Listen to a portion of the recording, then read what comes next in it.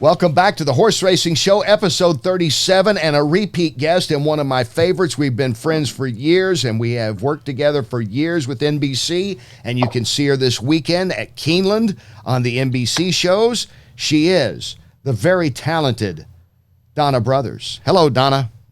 Hello, Kenny Rice. Are you saying I'm talented because I can ride a horse and carry a microphone at the same time? Well, let's see, Donna. I don't know too many people that can do that. Let's see. I'm looking at Randy, and I guess Jerry could. I don't know. You'd think he would be able to, but I don't know. He was kind of lazy when he was with ESPN. He had the microphone. I know. On the microphone and the speaker over there on the outrider. He was like, "No, I'll interview him from my chair." I remember that. And Donna, I think, has the toughest job. We've talked about before. I mean, we scurry around there trying to grab the trainers because they don't have them handy. We don't have the sports information director bringing the winning trainer over, like the winning Wouldn't that coach. be nice? Oh, wouldn't that be nice? You know how nuts it is. After the Breeders' Yes. Cup races, too. I mean, you just kind of grab and go. But you're out there on the horseback. You've got about, 20 seconds or so to grab that guy that just won the race and do an interview with him. Okay, but let me just say I have it easier than you in that respect because I have an outrider who pulls him up and holds him. It's like, no, you can't go back. Donna's going to interview you.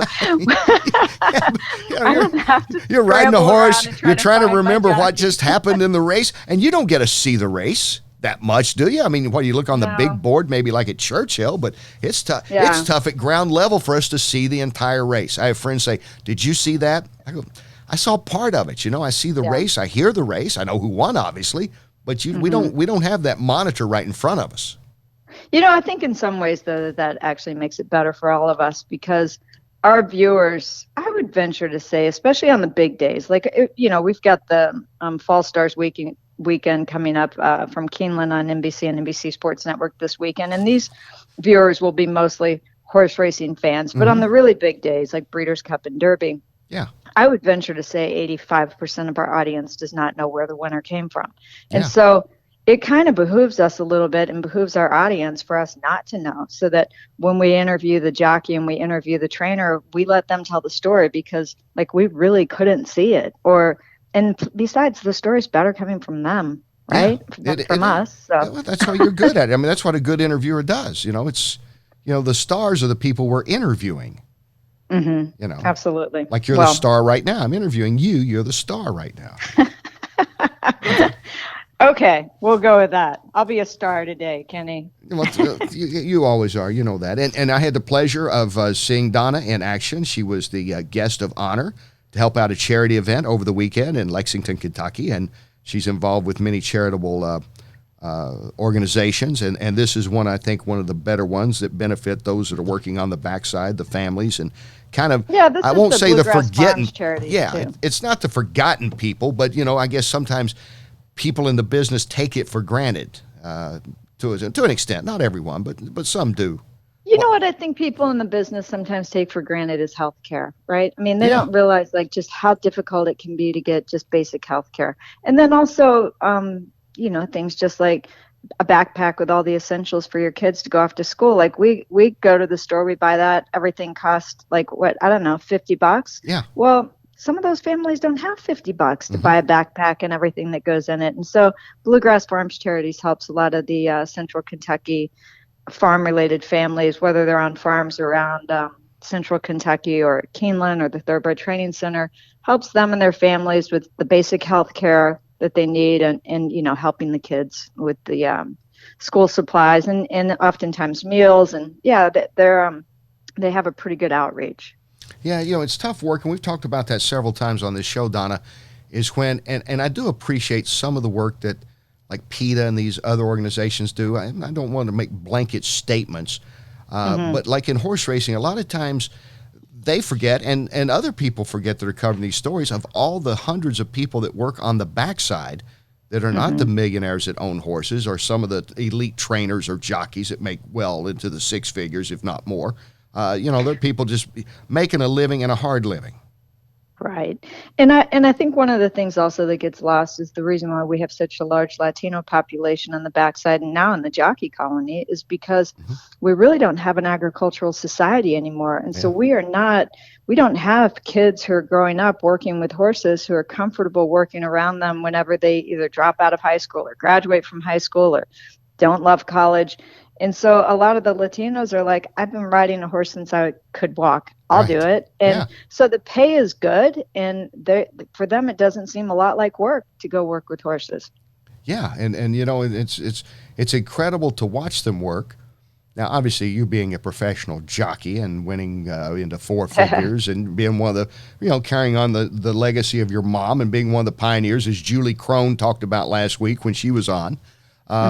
You're around it, but it's not easy. I tell my friends, I say, you go over there, you want to grab a horse and like hot walk him? You think that's easy? I don't want to be handling an 1,100-pound horse just after you came off the track. You better know what you're doing, or you're going to be in a heap of trouble. Yeah, if it comes down to a war of wills, you lose, no matter how big you That's are. right. That's So right. you better hope you know how to get along with them a little bit. Yeah, and you can't say, "Hey, good race. I bet on you last time, buddy." They don't care. They won't. No, They don't. They don't care. Hey, that was me who just fed you the peppermint. I don't care. You're in my way right I now. don't care. Yeah, that's right. What have you done for me lately? Get out of the way. Right. Oh, talking with Donna Brothers, award-winning jockey, and also you see her on NBC, and she'll see her this weekend at Keeneland for Fall Stars Weekend. And Donna, as we're now a month away from the Breeders' Cup, I mean, every race is precious there. As we'll see at Keeneland this weekend, as we've seen just in recent days up at Belmont and out at Santa Anita. One race can make a big difference. Probably Mackenzie, who could have solidified his position as the front runner for Horse of the Year, I think, or be right there with Bricks and Mortar maybe in Midnight Bijou, takes a step back with the upset. I think he's still in the move, certainly for that. Code of Honor, meanwhile, is taken with 2 big wins. I think a big step up, probably in the conversation of the top 4 or 5 horses out there. Yeah, well, first of all, let's talk about Mackenzie.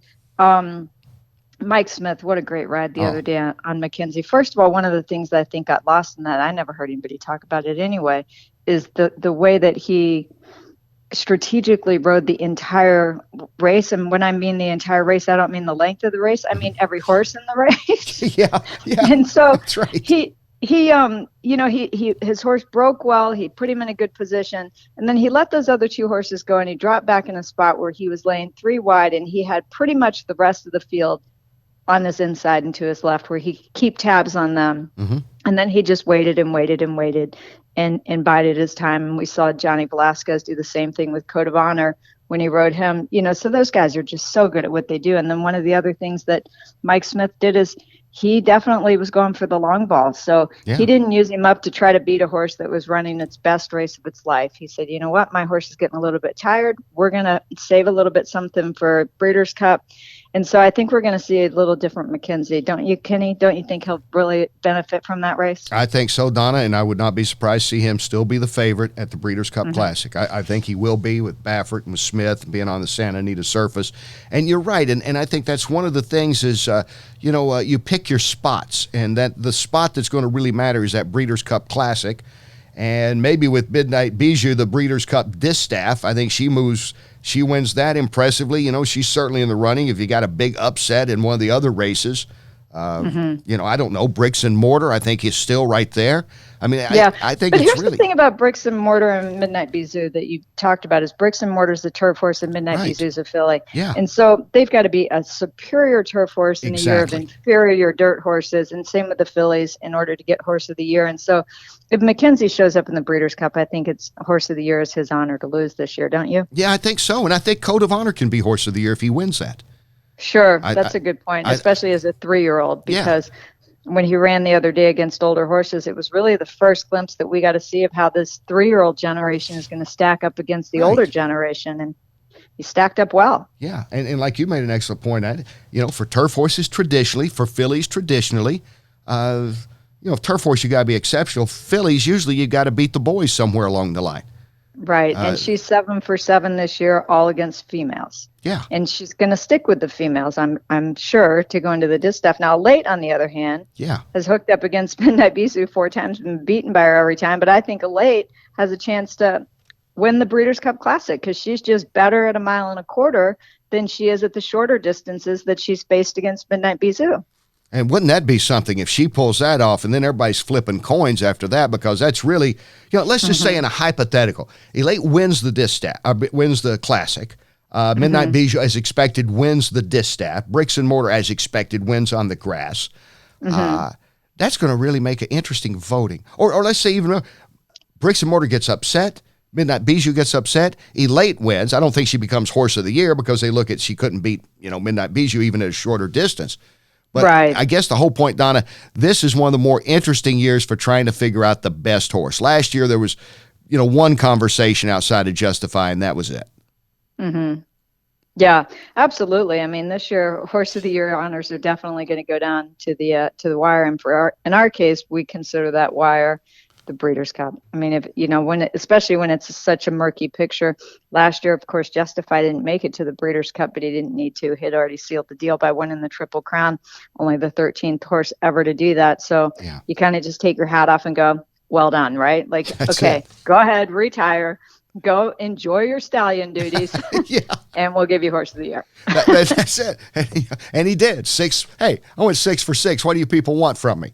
Right, exactly. And then, conversely, this year, with such a murky Triple Crown picture that we were there to witness all throughout, you and I and the rest of the NBC crew, Maximum Security is a horse now that's kind of really dropping off the radar. I don't even know if they'll have him out at the Classic. Yeah, all year long he's been in the top 10 NTRA poll for the, by the way, the top thoroughbred poll in the NTRA. For people who aren't voters, the way that we're supposed to consider it is like every week when we make these votes, we go, okay, if we have to vote tomorrow for Horse of the Year, they're not running the Breeders' Cup, who do we vote for? Yeah. And Maximum Security has been in that top 10 vote ever since the Kentucky Derby.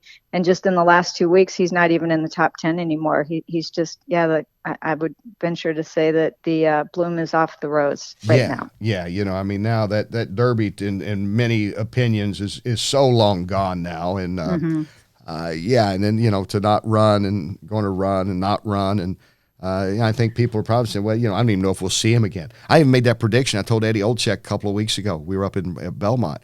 I said, I don't think we're going to see him in California. Jason Service doesn't hardly even go to California with these horses. Maybe it that's changes. true. I hope he goes. I mean, that would be ideal. But so I'm looking at that. The way I vote on it, I still got like Midnight Bijou, Bricks and Mortar, I think number 1. I moved Code of Honor way up. Mackenzie's still up there. And same with me. And then after the top 5 or so, I don't even know. I mean, but who's the horse that we love the most this year? I would have to say that if we just go with our heart, that little Imperial Hint is like the most tenacious little fighting little guy I've ever seen. I just love that little horse, even though he's only about 14 hands and 2 inches. but he does. That's one of the words he's saying. It sounds so cliche. What a big heart. But really, what a big heart. And what a great job they've done managing him. I think Jose Carvalho is the trainer's name, and just they recognize that he runs better off the layoff, and they've never tried to squeeze the lemon dry on him at any point. They do what's best for the horse, and when you do what's best for the horse, that's what happens. And this little horse he makes you love him. And that's so important, isn't it? Making the right moves. And of course, your husband Frank, such a successful trainer. In your riding days, it's so much about timing, like we talked about with Mike Smith. He's going to wait. He's going to wait. The race for Mackenzie that everybody's going to be paying attention to is the Classic, and so much of racing and China in life in general, right, is picking your spots and the timing of it all to be ready for that moment. Yeah, I think, Steve Asmussen said it best a long time ago, and I'm sure other people have said it, but I just remember him saying it. He said, being a good trainer is not about having your horse in good shape, having your horse in good condition. It's not about having your horse ready. It's having your horse ready on that day, not the day before, not the day after, not the week before, not the week after, that day. And that takes a special gift. That's why people who are good at it continue to rise to the top and prove that they deserve those kind of horses and those sort of opportunities. Excellent point. We're talking with Donna Brothers, the talented Donna Brothers from NBC Sports, and my longtime friend. And, you mentioned that, and so much is, too, about the Derby, is it? Look at all the Derby winners, over the last 25 years. How many of them still stayed around as 4-year-olds or had successful 3-year-old years?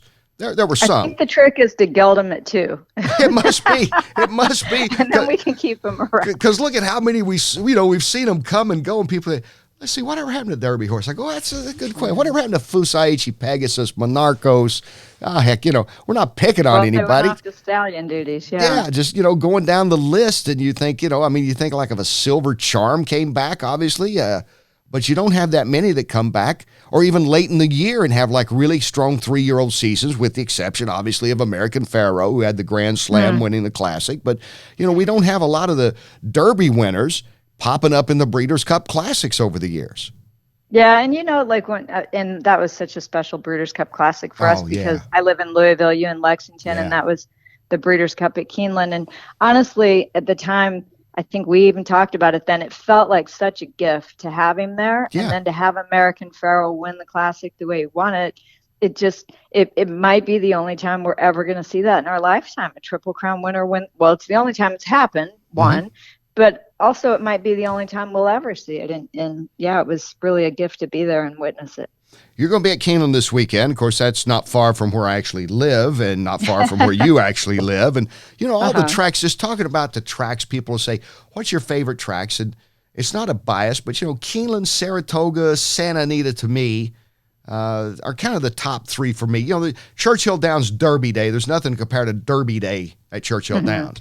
But on a consistent basis, these are just tracks that I tell friends, if you don't care much for horse racing, go see it. Just go hang out at that track. You'll enjoy the day, whether you make a bet or even understand what's going on. Well, Kenny, the tracks that you picked, especially the first 3 that you mentioned, you are obviously somebody who appreciates the great history of horse racing because all 3 of those tracks, nobody does it better. Right. So I spend most of my summers up at Saratoga Springs in New York, and the first time I ever went out to Del Mar, actually, the first time I ever went there, I went there to ride a horse for Wayne Lucas back in 1994. But let's set that time aside because I was just there to ride the horse and wasn't paying attention to people in the paddock.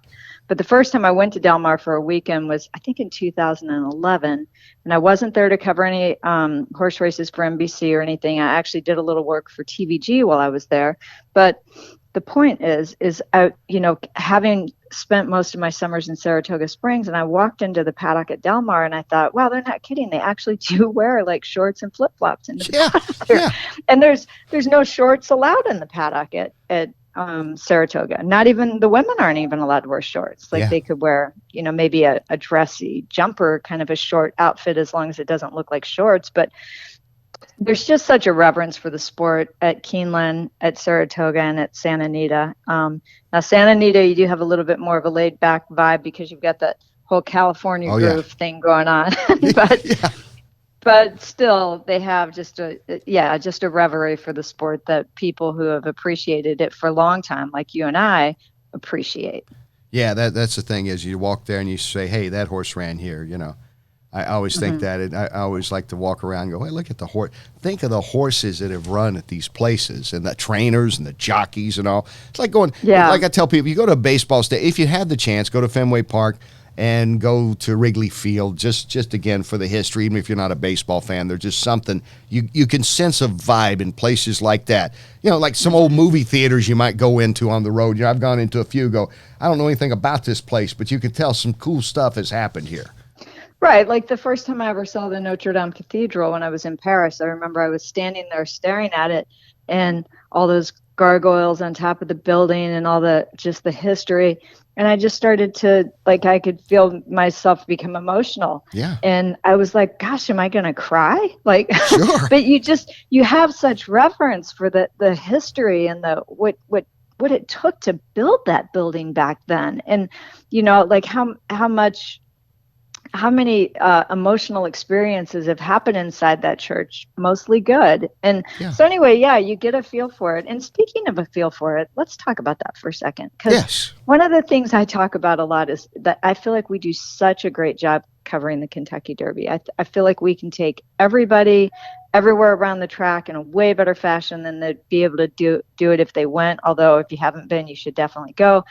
But the one thing I'm not sure we're ever going to be able to capture, Kenny, because even though we might have 75 microphones and 50 cameras, is when they sing My Old Kentucky Home, because I don't think we're ever going to be able to capture the feel that runs, the emotion that runs through 150,000 people at one time. That's a good point. That is really hard to do until you're there. You know, sometimes people tell you really have to see it, and that's one of those cases where you have to see it, hear it to feel it, I believe. Yeah, you definitely have to. That's one of those things that you have to feel, rather than you could be, you could close your eyes and just hear it and feel it, and it would mean just as much, if not more. I don't know all the words as a native Kentuckian. I should, but I don't. I know "Weep No More, My Lady," and I jump in. I don't know all the words either. Luckily they put them up there on the screen with that little bouncy ball telling us what. It was written by a guy from Pennsylvania who's just passing through. By the way, okay, Stephen Foster wasn't like a guy that lived in Kentucky. He kind of passed through one day, but right. Yeah. Oh well, we like it. Yeah. That's what I love about Donna Brothers. You could talk about anything with her. Yeah, you never know what I'm going to say either, right? Well-traveled, well-versed, and obviously the most in-shape person we've ever had. You could probably ride again tonight if you had to, wouldn't you? You could jump on a horse and ride it. I mean, ride it, not just go out there and do an interview. Well, I can say I'm not as strong as I used to be when I was a jockey, but I definitely haven't put on any weight, and I feel like I'm definitely fit, but it takes an incredible amount of strength to be a jockey. Yeah. When I started riding, and I was 22 years old, or 21, I was a natural lightweight. I weighed 98 pounds.